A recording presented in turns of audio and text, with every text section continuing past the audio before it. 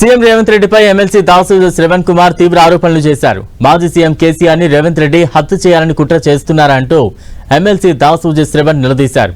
Stretcher నుంచి కేసీఆర్ మార్చురీకి వెళతారంటూ రేవంత్ రెడ్డి చేసిన వ్యాఖ్యల వెనుక ఏమైనా కుట్ర ఉందా అంటూ దాసోజు శ్రవణ్ కుమార్ అనుమానం వ్యక్తం చేస్తున్నారు. హంతక భాష మాట్లాడుతున్న రేవంత్ రెడ్డిపై చట్టపరమైన చర్యలు తీసుకోవాలంటూ దాసోజు శ్రవణ్ కుమార్ డిమాండ్ చేస్తున్నారు. సీఎం రేవంత్ రెడ్డిపై చర్యలు తీసుకోవాలంటూ ఫిల్మ్ నగర్ పోలీస్ స్టేషన్లో ఎమ్మెల్సీ శ్రవణ్ కుమార్ కంప్లైంట్ చేశారు.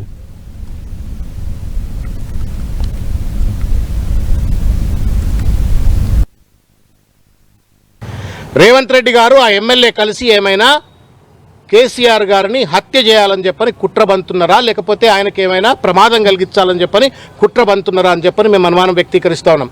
ఎందుకంటే యాజ్ పర్ లా ఎవరి శరీరం మార్చురికి పోతుంది అంటే రేవంత్ రెడ్డి ఏమైనా కుట్రపూరితంగా కేసీఆర్ గారికి ప్రమాదం చేకూర్చాలనే ఒక ప్రయత్నం చేస్తుండా అని చెప్పని వాళ్ళ అనుమానం కలుగుతూ ఉంది. మార్చురీ అంటే ఇట్స్ క్రిమినల్ ఇంటిమిడేషన్. ఇది ఇండియన్ పీనల్ కోడ్ ప్రకారంగా, సిఆర్పిసి ప్రకారంగా, భారతీయ న్యాయ బిఎన్ఎస్ఎస్ ప్రకారంగా వారు మాట్లాడిన ముఖ్యమంత్రి హోదాలో కూర్చొని మాట్లాడిన మాటలు ఇవి క్రిమినల్ ఇన్ నేచర్, కాన్స్పిరసీని రిఫ్లెక్ట్ చేస్తూ ఉన్నాయి.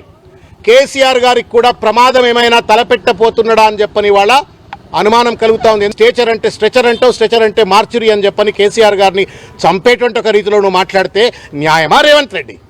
నువ్వు ముఖ్యమంత్రి కుర్చీలో కూర్చోడానికి అర్హుడువా? నువ్వు పీసీసీ అధ్యక్ష పదవి కొనుక్కొచ్చుకున్నావని మీ కోమటిరెడ్డి వెంకటరెడ్డి మీ సహచర మంత్రి చెప్పిండు. లేకపోతే తర్వాత నీ ముఖ్యమంత్రి పదవి కూడా కొనుక్కొచ్చుకున్నావేమో ఇంకా వాళ్లే చెప్తా ఉన్నారు, ఇవాళ కోడే కూస్తూ ఉన్నారు. డబ్బులు సృష్టించేట ఒక తెలివి లేనివాడివి నీకు స్టేచర్ ఉందని చెప్పని ఎట్లా అనుకోవాలా?